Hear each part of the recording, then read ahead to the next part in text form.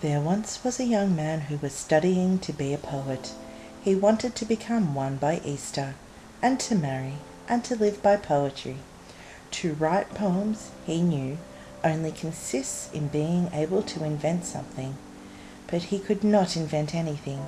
He had been born too late.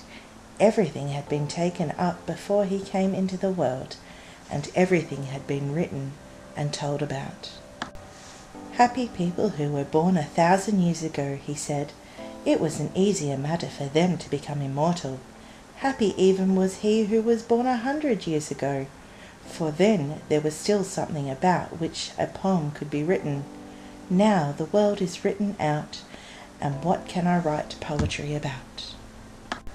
Then he studied till he became ill and wretched, the wretched man. No doctor could help him, but perhaps the wise woman could.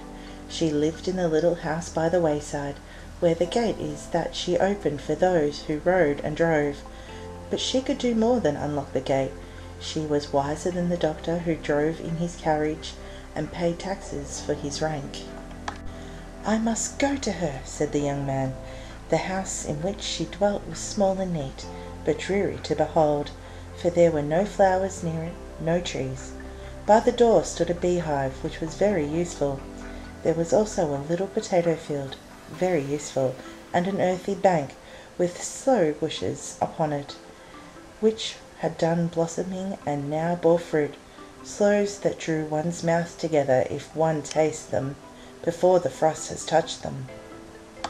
That's a true picture of our poetryless time that I see before me now, thought the young man, and that was at least a thought, a grain of gold that he found by the door of the wise woman.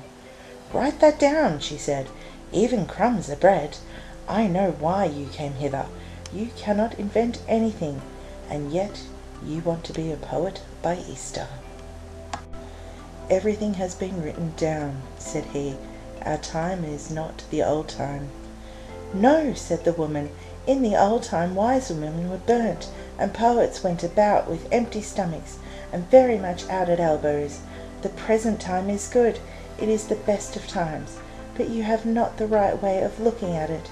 Your ears are not sharpened to hear, and I fancy you do not say the Lord's Prayer in the evening.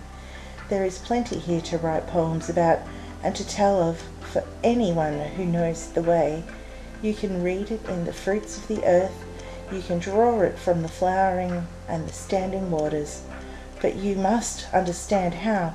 You must understand how to catch the sunbeam.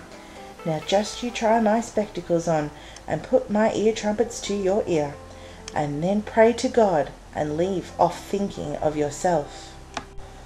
The last was a very difficult thing to do, more than any wise woman ought to ask.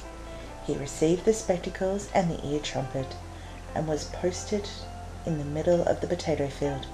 She put a great potato into his hand. Sounds came from within it. There came a song with words, the history of the potato, an everyday story in 10 parts, an interesting story, and 10 lines were enough to tell it in. Yes, certainly, but now come with me, said the wise woman, and she led him to the beehive. He looked into it. What life and labour! There were bees standing in all the passages, waving their wings so that the wholesome draught of air might flow through the great manufactory. That was their business. Then came in bees from without, who had been born with little buckets on their feet. They brought flower dust, which was poured out, sorted, and manufactured into honey and wax. Now get upon the earth bank, said the wise woman. Come and look out over the highway, where you can see the people. What a crowd it is, said the young man. One story after another. It whirls and whirls. It's quite a confusing before my eyes. I shall go out the back. No, go straight forward, said the woman. Go straight into the crowd of people. Look at them in the right way. Have an ear to hear and the right heart to feel, and you soon will invent something. But before you go away, you must give me your spectacles and my ear trumpets again. And so saying, she took both from him.